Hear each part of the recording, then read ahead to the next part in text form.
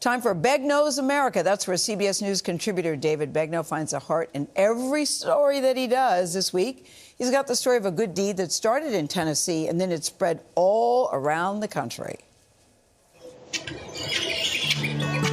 A Ring camera in Manchester, Tennessee captured the delivery. An older man slowly climbing the steps. His name is Richard, and Brittany Smith, the homeowner, saw the video and decided she wanted to find him.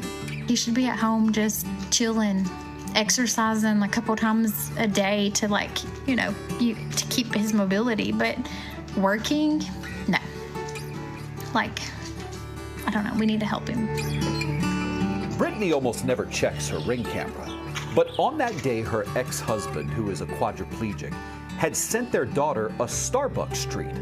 When Brittany watched the 78-year-old man make the delivery, she couldn't shake what she saw. I was furious. I was like, I know this poor old man is not bringing my very able daughter Starbucks. What? She sent the video to her ex, and they had the same thought. We need to find him. So Brittany posted the video online, and someone recognized him and gave her Richard's last name. So she drove around looking for the car that was in the video, and she found it. Richard lives just 5 minutes away, so she knocked on his door and handed him a $200 tip. I needed to supplement our income, so I started working for DoorDash, and it allowed us to pay our bills. Richard sold insurance and retired 13 years ago.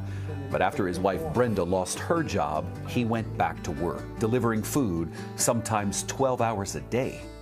With just one income in the family, you have to push. 1, 2.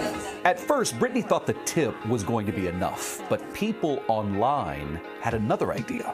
Hundreds and thousands of messages begging me to start a GoFundMe for him, so I did. She called it Give Richard a Chance to Rest Again, and boy did people show up.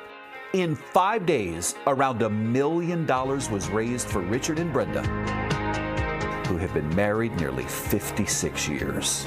It's just really difficult to believe that there's that many people that are that generous to try to help us, people that don't even know us. Oh, and if you're wondering what Richard might do next, he says he wants to continue delivering, just not as hard and not as often as he used to. But he says working, it makes him feel better. It's important to do the best you can and help people. If you help people and do right, you'll succeed. You're a very knowledgeable man, Richard. It took just one person to notice, and a lot of people showed up. Richard said what Brittany did is taking a lot of pressure off of us and making life livable once again. Way to go, Brittany. Wishing you our best, Richard. Listen, if you'd like more stories like that of people doing good, sign up for the Do Good Crew newsletter. Go to thedogoodcrew.com and submit a story. We found out about this story after it was sent to us by one of our viewers.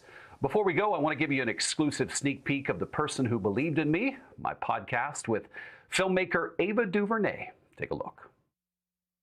My story about a Black woman in her late 20s who nurses her aunt before she passes away resonates with a 60-plus-year-old man in Chicago who is dealing with his own end-of-life issues, his own mortality, and he can sit there and say, I see myself in this and I feel connected to it. Just the act of how opposite we were in age and gender and background and all of that.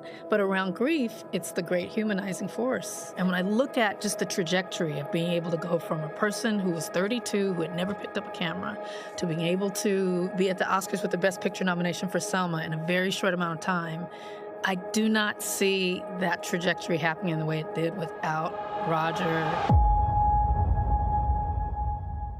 Person Who Believed in Me is now streaming wherever you get your podcasts. Friends, back to you. I want to hear the rest of Ava's story. I want to go back to Richard for just a second because people donated because we want him to stop working. Is there something else he could do? It's so hard to watch. Well, listen, Gayle, I think of you. There's no way Gayle King is ever going to retire. Now, you're not in the pinch that Richard's in.